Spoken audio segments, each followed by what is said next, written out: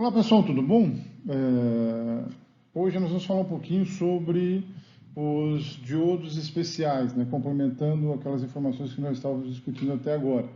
Tudo que nós vimos até o momento era baseado no uso de um tipo de diodo, vou chamar assim, mais comum, que é o diodo retificador de uso geral, né? Classificado como diodo retificador de uso geral.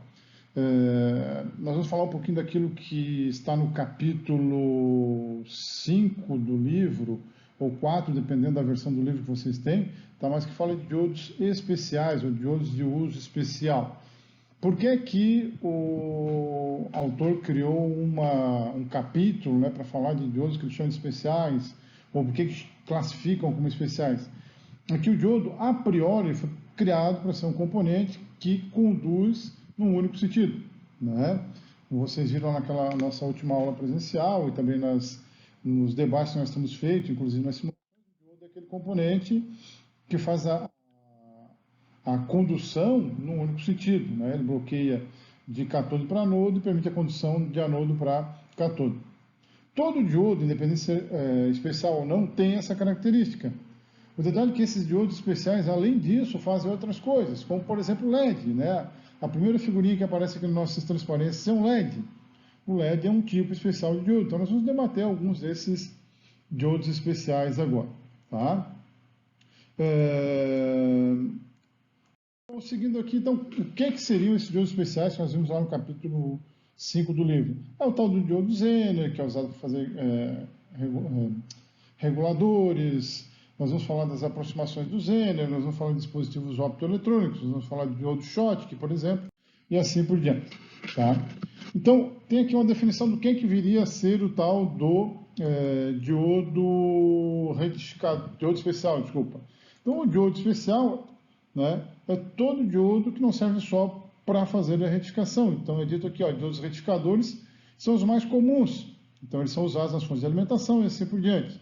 Então, nós vamos estudar outros diodos que se prestam para outras coisas. Uma das grandes categorias, uma das categorias mais importantes então dos diodos especiais é dos dispositivos optoeletrônicos, como os LEDs, os acopladores óticos, os diodos laser e assim por diante. Começando a falar pelo diodo emissor de luz, o popular LED. Esse componente que está representado aqui nessa transparência, né, que pode ter várias cores diferentes, que é o LED, que é um LED de 5 milímetros. Existem vários formatos, vários tamanhos possíveis, enfim, mas esse aqui é um bem comunzão que nós vemos no laboratório com frequência, usamos nas nossas práticas.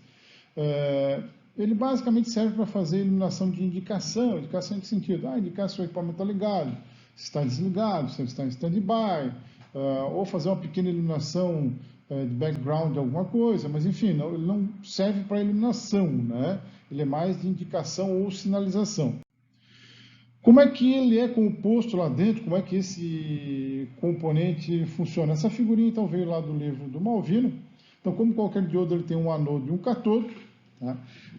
Usando como exemplo aqui também um diodo desses circulares, nós vemos que ele tem aqui do lado, aqui na lateral dele, um pequeno chanfro, né, quadradinho, essa parte aqui mais quadradinha, esse chanfro, ele me ajuda a identificar o lado do catodo do diodo. Tá? Então a corrente tem que entrar pelo anodo e sair pelo catodo. Internamente, se nós dermos uma olhada, ele tem uma espécie de um fiozinho ali dentro que interliga os dois lados, tem um buraquinho aqui em cima, né? Aquele buraquinho que aparece ali é onde está o semicondutor propriamente dito. E aquele pequeno condutor que faz a ligação de um lado para o outro, tem gente que chama de bigode de gato, enfim, é um fiozinho bem fininho de material especial que faz a conexão então de um lado para o outro para que eu tenha a geração de luz dentro daquele semicondutor, o tal do die do semicondutor, né? A pastilha propriamente dita. E ali eu tenho a cavidade de reflexão. Então a luz é gerada naquele buraquinho ali, que fica aqui dentro dessa pequena região. Em torno do LED a gente tem uma carcaça, né? Nós temos uma carcaça que vem de regra translúcida, tá? É dito aqui que eu tenho uma lente, então, de epóxi, que normalmente é feita da mesma cor gerada pela luz do LED. Então veja o seguinte, uma coisa que eu gosto de destacar nessas conversas quando a gente fala sobre LED, é que o LED, desculpa, a carcaça do LED não define a cor do LED. O que define é a dopagem, como vocês vão ver lá no livro, se der uma olhadinha na teoria, a dopagem utilizada aqui dentro do semicondutor determina a cor da luz que vai ser gerada, ou seja, o comprimento de onda dessa luz. Via de regra, né, é comum encontrarmos LEDs com encapsulamento feito já da cor da luz gerada. Por que isso? Primeiro, para facilitar a identificação. Se você olhar depois do nosso laboratório lá, vocês vão ver que nós temos alguns LEDs que tem a carcaça, o encapsulamento translúcido, né, transparente. Nós pegamos aquele LED na mão e nós não sabemos se ele ilumina azul, se ele ilumina branco, se ele ilumina vermelho. Né? Infelizmente, isso acontece quando o LED não tem a cápsula com aquela cor. Então, o fato de usar a cápsula ou a lente da mesma cor que será gerada facilita a identificação. Outra razão para isso é que se eu usar a lente da mesma cor da luz gerada, eu acabo concentrando as linhas, a radiação gerada, ou seja, o meu vermelho fica mais vermelho, o meu amarelo fica mais amarelo, enfim, facilita a geração da luz. Mas não necessariamente eu preciso fazer a cápsula com a cor da luz gerada. Tá? Então, para que eu acione um LED, basicamente o que eu preciso? Eu preciso de uma fonte, né, que eu estou representando uma fonte de corrente contínua. Esta fonte vai alimentar o meu diodo LED, né, esse diodo especial chamado LED. A diferença no símbolo são essas setinhas aqui que indicam que o LED está aceso. Né? Como todo diodo, para que o LED acenda, para que ele funcione, para que ele conduza, é necessário que eu polarize diretamente o componente com a tensão superior, né, uma tensão superior àquela da barreira de potencial. Nos diodos retificadores, nós vimos que essa tensão da barreira de potencial fica na ordem dos 0,7 volts. Num diodo do tipo LED, isso muda por quê? Porque a dopagem feita lá dentro é diferente da dopagem de um diodo semicondutor de uso geral, retificador de uso geral. Para que ele gere luz, é preciso que eu tenha uma dopagem especial. E essa dopagem especial faz com que ele tenha tensões um pouquinho maiores. 1.3, 1.5, 1.7, 2 volts, enfim. Então, é muito comum que LEDs de cores diferentes tenham tensões de acionamento diferentes. Quando nós formos ao laboratório, nós vamos testar isso. Tá? Então, vamos chutar aqui, vamos supor que esse meu LED, dessa transparência, ele tivesse uma tensão direta de 1,5 volt, para facilitar a nossa vida. E que essa tensão VS fosse a tensão de saída de um Arduino. Então, eu quero ligar a saída do Arduino, né, quando a saída do Arduino vá para nível alto, eu quero que o LED acenda. Se eu pegar o LED de 1,5 volt e colocar diretamente na saída do Arduino, que é de 5, quando eu ligar, o que vai acontecer? O LED vai acender, mas a corrente vai ser muito alta, porque não tem ninguém limitando a corrente. Então, para isso, eu preciso colocar um resistor. Se eu não tiver resistor, eu vou ter dor de cabeça. Tá? O resistor está ali para quê? Para limitar a corrente no LED, senão o LED queima. A gente precisa de um resistor aqui no meio do caminho. Tá? Então, o nosso livro ele gasta algumas páginas explicando como é que funciona esse dimensionamento do resistor colocado aqui. Tá? Outra curiosidade que a gente pode colocar aqui, nós temos LEDs chamados LEDs bicolores e tal, né, que tem mais de uma cor, existe LED RGB, a gente vai ver alguma coisa em seguida. Então aqui tem um exemplo que veio do livro, tá, que diz o seguinte: suponha que você vá acionar um LED, aí ele dá um exemplo de um LED do modelo TIL 2222, tá, que é um LED verde, isso aqui é perfumaria, mas enfim, é uma informação que ele tirou de um catálogo, que diz que a tensão direta dele é 1,8 volts, tá? No mínimo e 3 no máximo. Aí o aluno pode ficar se perguntando assim, como assim 1,8 no mínimo e 3 no máximo? Aqui o LED, assim como qualquer componente, pode ter condições de funcionamento variáveis, em função da temperatura, em função da corrente que passa por ele, enfim, né, em função da própria, vou chamar da fornada, ou seja, compra um lote de LED, um vem com 1,8, outro vem com 2,5. Mas então, enfim, vai ficar ali entre 1,8 e 3. E ele precisa de uma corrente de 25 mA para acender com a sua luminosidade máxima. Tá? Então, se um circuito for produzido em máxima utilizando esse LED, esse TIO, aliás, que é esse modelo de LED, a corrente será quase constante se o VD for muito maior que o VS, ou seja, então, via de regra, nós não usamos as duas tensões muito próximas, a tensão de alimentação próxima à tensão do LED, porque imagine a seguinte situação, suponha que eu tenho um LED cuja tensão direta varia entre 1,8 e 3. Aí eu resolvo alimentar esse circuitinho com uma fonte de 3,5 volts.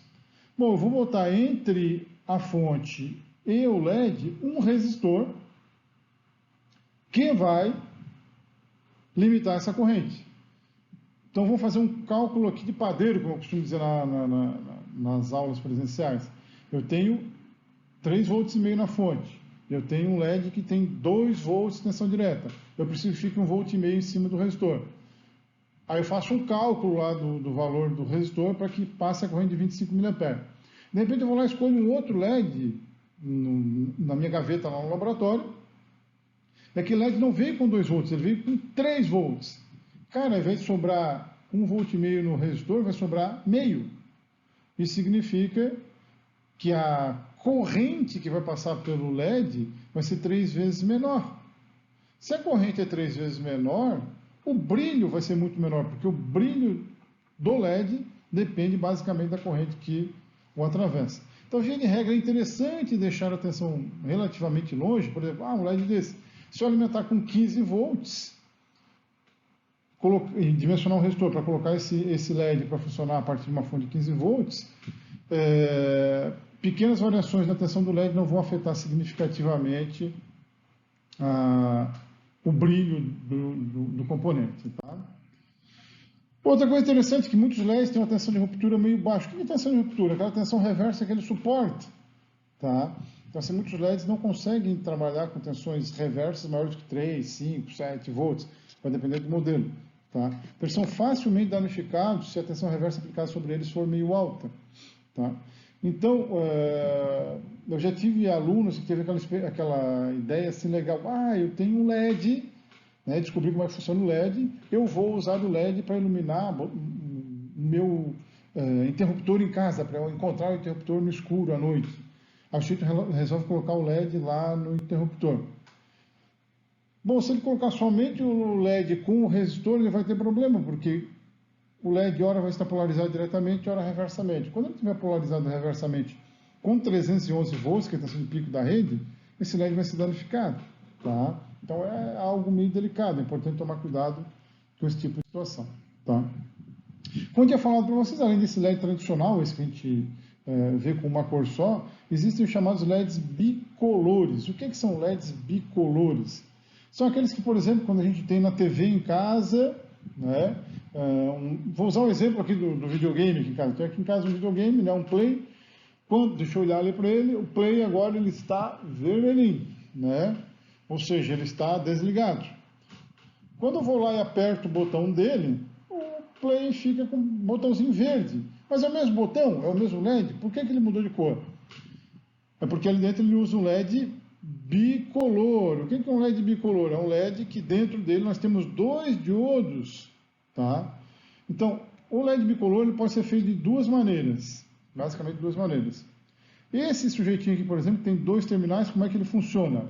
Lá dentro dele eu tenho, tentando desenhar aqui com o mouse, né, essa coisa complicada, eu tenho um diodo, um LED, né, apontando para um lado e outro diodo apontando para outro lado. Os dois estão ligados numa estrutura que a gente chama de antiparalelo. O que acontece?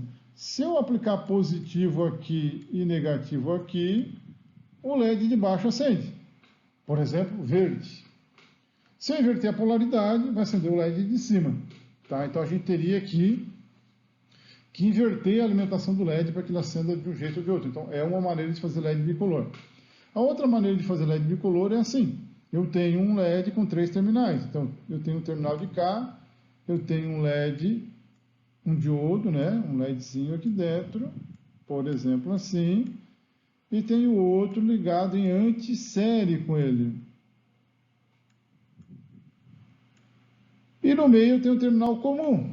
Então o que acontece? Esse terminal comum, por exemplo, se ele for catodo comum, como é o caso aqui, se eu ligar esse ponto na referência, né, do circuito, quando eu aplicar positivo do lado de cá, acende este LED. Quando eu aplicar positivo do lado de cá, acende outro LED. Então esse LED é preferencialmente usado nos circuitos digitais, porque pode pegar, por exemplo, vou usar de novo como exemplo o Arduino. Eu pego duas saídas do Arduino, eu quero que esse LED hora acenda verde, hora vermelho. O que é que eu faço? Pego uma porta, ligo nos terminais, pego outra porta, ligo no outro terminal. A porta do Arduino que eu ligar, eu vou acender de uma cor ou de outra.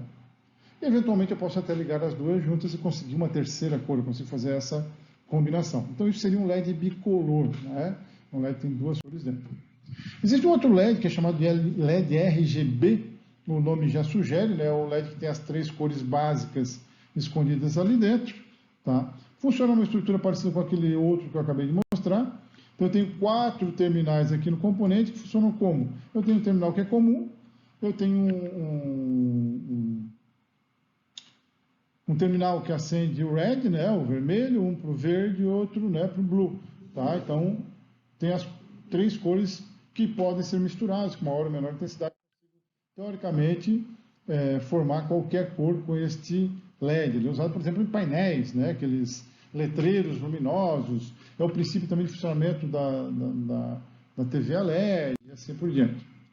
Esse LED ele é muito interessante porque pode ser usado para fazer um display de 7 segmentos. Você já deve ter visto alguma coisa desse tipo lá na eletrônica digital combinacional. Basicamente, um display de 7 segmentos. Aqui é 7 mais 1, né, porque eu tenho 1, 2, 3, 4, 5, 6, 7, que formam esse númerozinho 8 aqui de cima, e mais um segmento que é a bolinha. Né? Então, esse tipo de display usa, na verdade, um conjunto de LEDs encapsulados na mesma caixinha, né, no mesmo encapsulamento, e conforme o terminal aqui de baixo que eu alimento, né, ou este, ou este, ou este, ou este, ou os outros que estão do lado de lá, eu consigo acender. Por exemplo, aqui eu venho aqui acendo este cara. Este eu formo o número 1, tá? Por exemplo. Então, assim a gente consegue fazer algumas maravilhas com o tal do diodo emissor de luz ou popular LED. Então tem aqui um exemplozinho mostrando como é que é a distribuição lá dentro do componente, né? Cada um daqueles segmentos tem um nome, que é o segmento A, B, C, D até G, e o segmento do ponto. Bom, outra coisa que é importante é dizer que normalmente a gente precisa usar o resistor para limitar a corrente, né? Independente de ser um LED de uso geral, se é um LED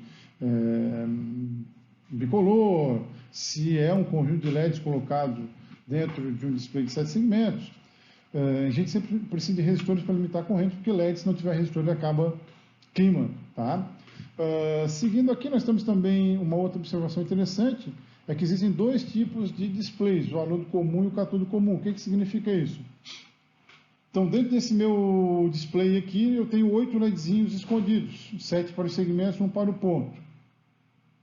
Então, se ele for um display com o catodo comum, significa que todos os catodos de todos os LEDs que estão ali dentro estão ligados num ponto comum e num desses terminais aqui, que normalmente é o do meio, dependendo do modelo.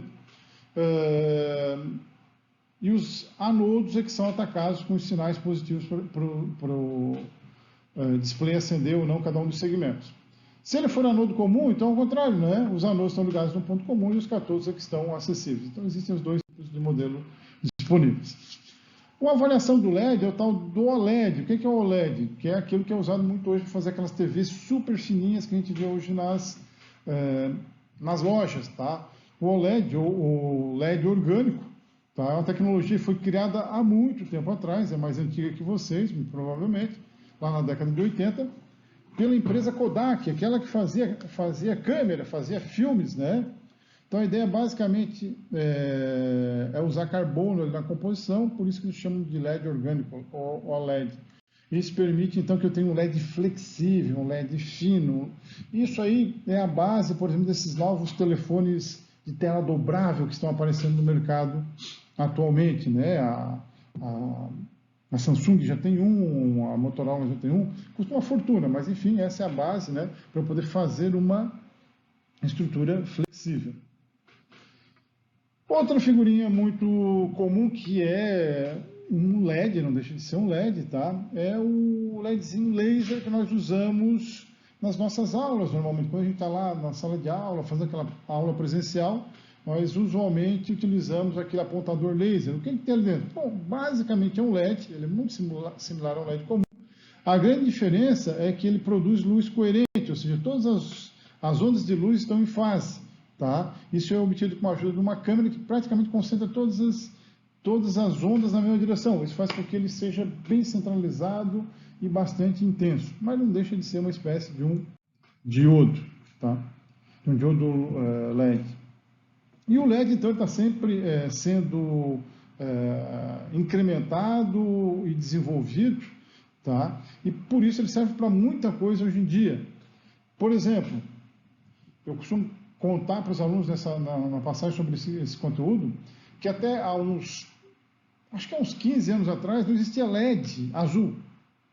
Tá? O LED azul era uma coisa que não existia. Tá? Todo LED, ou ele era vermelho, ou ele era amarelo, ou ele era laranja, ou ele era verde. Né? Hoje, se você olhar para essa figurinha aqui, existe uma infinidade de diferentes cores. Por quê? Porque os fabricantes evoluíram na questão da dopagem, novos materiais, permitem novas cores. Tá? Por isso, hoje também eles evoluíram tanto que eles geram bastante luz. Então, nós usamos LEDs de potência, como esse cara aqui de baixo, tá? Para fazer lâmpada. Então, quase todo mundo tem em casa hoje, boa parte da sua iluminação feita através de LED. Por que o LED é o queridinho da vez?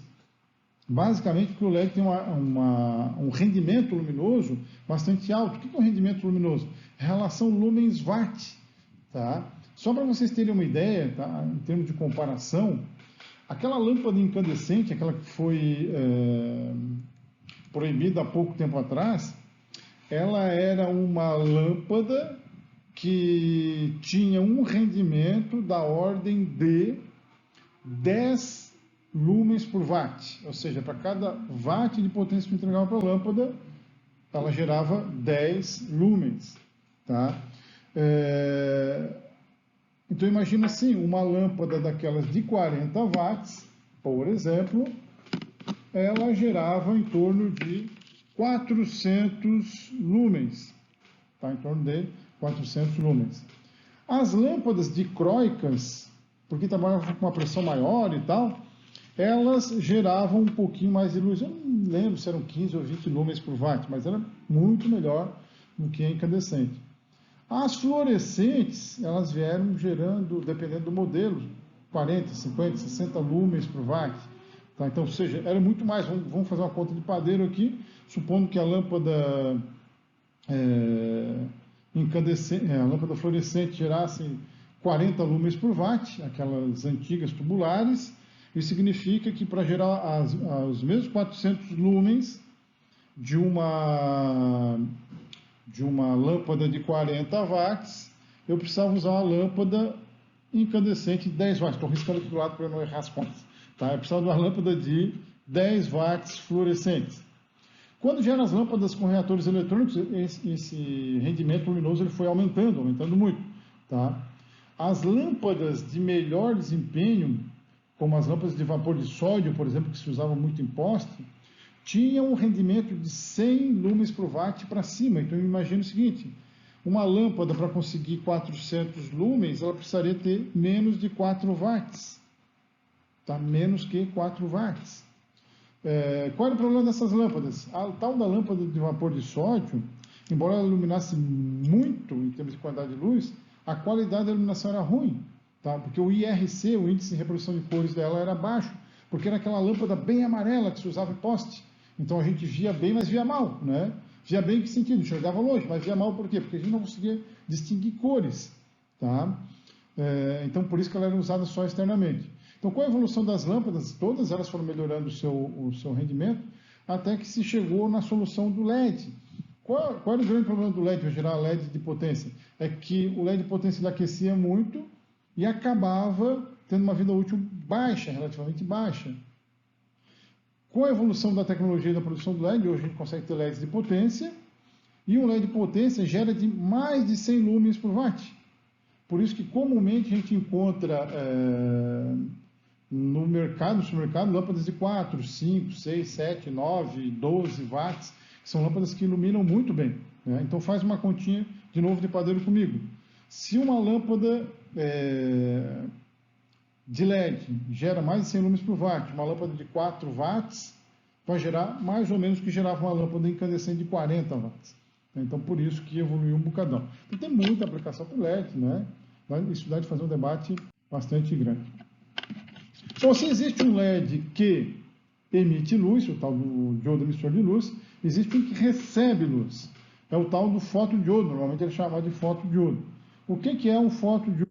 O fotodiodo, então, ele recebe luz ou de uma frequência específica ou de qualquer frequência. Onde é que eu uso o dito cujo?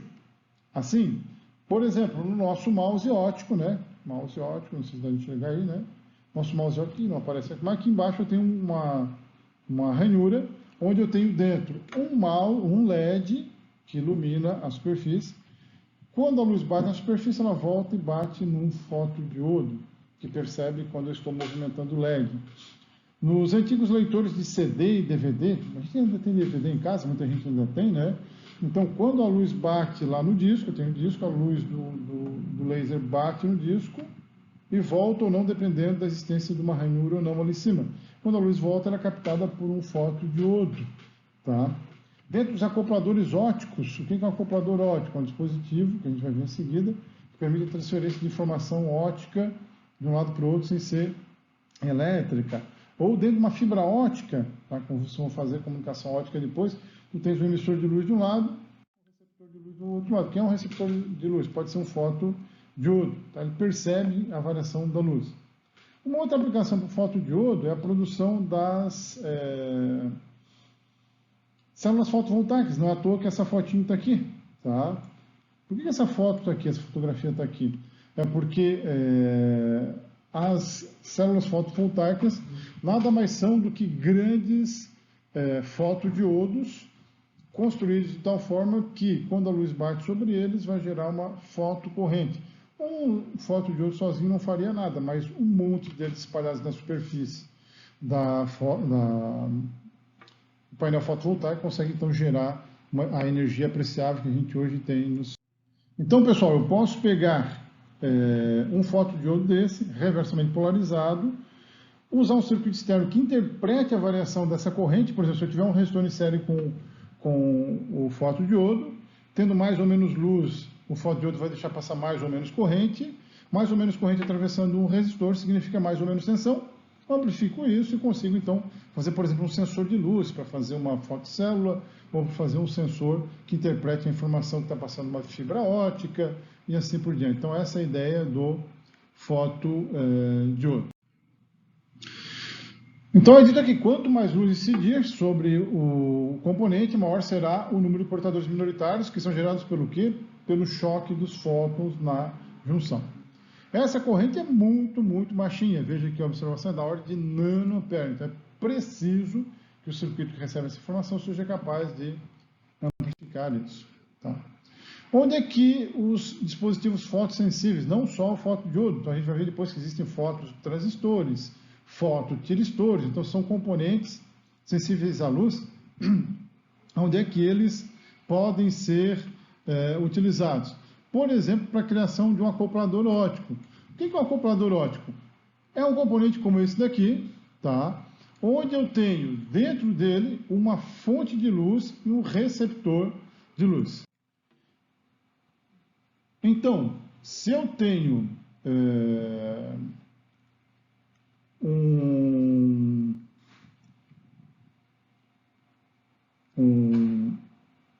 emissor e um receptor dentro do mesmo componente, né, o que vai acontecer? Eu vou ter a capacidade de transferir energia dentro do encapsulamento sem que ninguém veja o que está acontecendo fora. Então, eu posso, por exemplo, querer transferir o sinal de um lado do circuito para o outro sem contato físico. Para que isso poderia ser interessante? Para a questão de isolação. Imagine assim, nós vamos construir uma fonte chaveada, que nós vamos fazer lá na nona fase do projeto de fontes chaveadas. Aí, eu vou controlar a fonte com a ajuda de um Arduino. Então, vou pegar uma das saídas do Arduino e vou tentar enviar a informação para um transistor que fica do lado da potência, né, do sinal de potência. Se houver qualquer problema do lado da potência, queimou, fechou um curto, esse lado de potência poderia propagar uma sobrecorrente, uma sobretensão que iria queimar o meu Arduino, ou qualquer coisa que eu esteja usando no comando. Então, o que eu vou fazer? Eu boto um ópto desse. Então, o sinal do meu Arduino acende ou apaga o LED que está escondido aqui dentro. O elemento que recebe do outro lado vai receber só a luz, e a luz é interpretada pelo circuito que estiver do lado oposto. Então a gente vai ver isso na prática, é bem interessante que nós conseguimos transferir informação sem contato elétrico, tá? É muito interessante isso. Existe uma outra categoria de diodos, que são chamados diodos de sinal. O que é o diodo de sinal? São diodos feitos para conduzir baixíssimas correntes, na ordem de miliampere. Um exemplo é o diodo 1N4148 que a gente usa no laboratório, tá? Só que ele tem um tempo de recuperação reversa muito pequeno. O TRR dele é baixo, tá? Se vocês lembrarem, o que é o tempo de recuperação reversa? É o tempo que o diodo leva para desligar. Nós vimos isso lá com os diodos de uso geral. Então, um diodo de uso geral tem um TRR muito maior do que um diodo de sinal. Por exemplo, o TRR desse cara aqui é da ordem de nanosegundo. Isso permite que ele opere com frequência da ordem dos megahertz. Só para a gente ter um padrão de comparação, um diodo de uso geral como o N4000, aquele que nós usamos no laboratório, ele tem uma frequência máxima de operação estimada da ordem de 400 Hz. Quando a gente fizer uma comparação dos dois no laboratório, nós vamos perceber que essa frequência muitas vezes se aproxima ali dos 500, 600, 1000 Hz, dependendo da forma de onda, mas é sempre muito baixa comparado com isso. Ou seja, são diodos capazes de operar com altas frequências e baixas correntes. Bom, alta frequência é legal, né, para trabalhar com sinais de mais alta frequência. Mas e a baixa corrente não é um problema? Bom, aí então vem a área de aplicação desse componente. Esse componente, via de regra, ele é aplicado em sinais de comando, coisas do gênero onde a gente não precisa de altos níveis de corrente.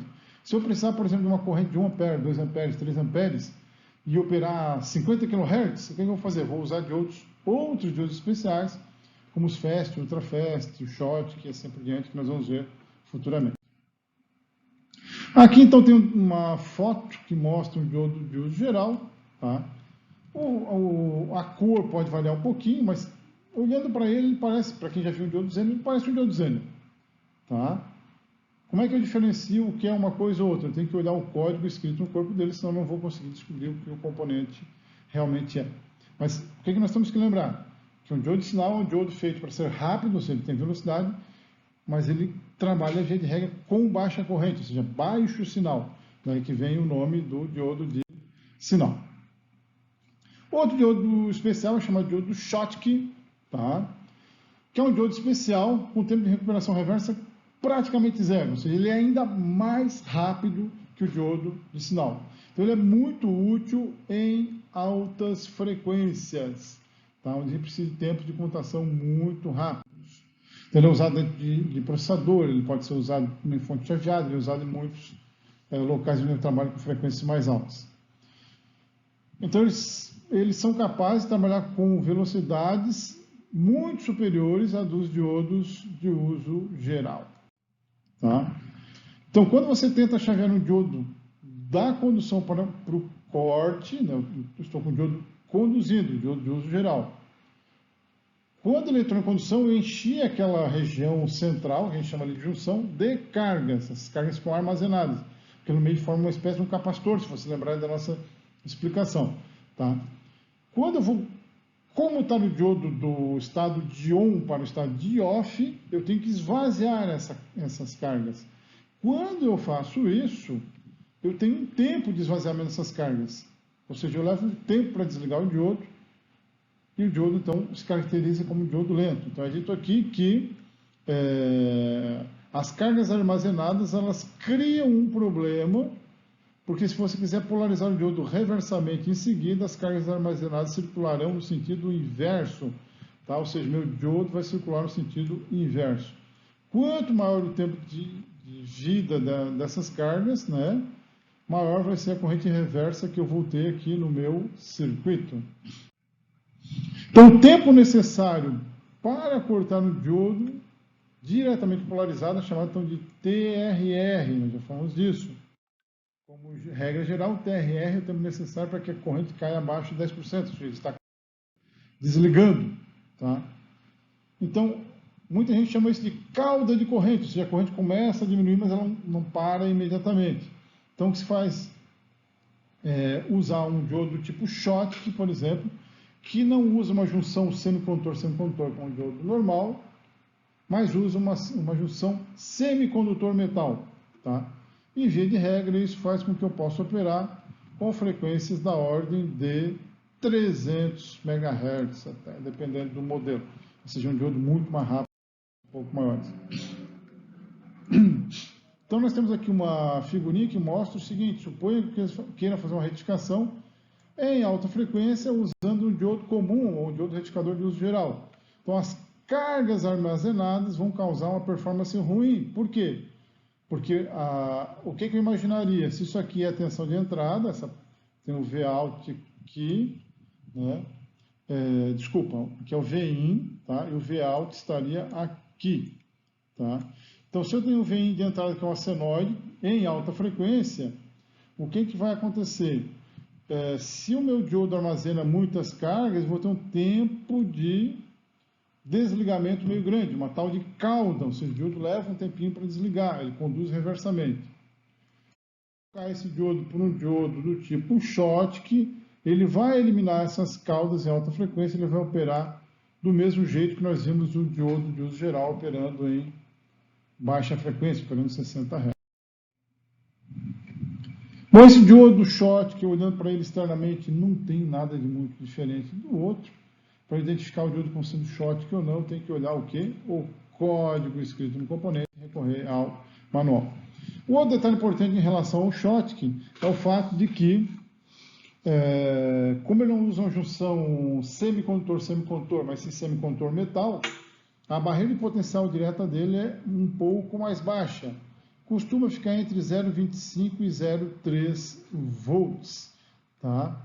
Então, por ter essa tensão direta um pouco mais baixa, ele pode ocasionalmente ser usado em pontos retificadores cuja fonte de alimentação tem um valor meio baixo, né, para não ter muita queda, já que 0,7, se eu tiver, por exemplo, com 3 volts de entrada, 0,7 significa muita coisa. Bom, esse então seria o nosso diodo Schottky, né, o diodo, lembrem, diodo para alta frequência. Existe um diodo especial chamado Varicap, que faz uso de uma outra característica especial dos diodos. Esse Varicap ele também é chamado de diodo de capacitância variável e ele é muito usado em receptores, receptor TV, receptor de FM e assim por diante. Como é que ele funciona? Bom, basicamente alguém percebeu o seguinte: quando eu tenho um diodo semicondutor, eu tenho um P e um N separados por uma camada no meio que se forma, que é a tal da barreira de potencial. Se eu tenho um P e um N que se comportam como dois condutores isolados por uma camada que é uma região de depressão, dois condutores separados formam um capacitor. Nós vimos a primeira explicação sobre diodos, que quando nós polarizamos reversamente um diodo, nós afastamos os portadores majoritários do meio da junção, né, e eu aumento também o tamanho da barreira. Quando aumenta a barreira, é como se aumentasse o espaço entre as placas de um capacitor. Então, eu consigo variar a capacitância com a tensão aplicada.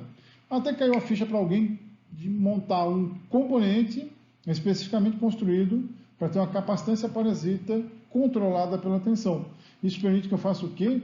Faça, por exemplo, o controle da frequência que está sendo escolhida no dial de um rádio através da tensão aplicada. Então, ele é interessante para montar alguns receptores ou transmissores usando uma tensão ao invés de usar aqueles capacitores variáveis eletromecânicos. Né? Então, essa descrição está feita aqui nessa teoria, que diz como qualquer diodo, a camada de depressão está entre regiões P e N.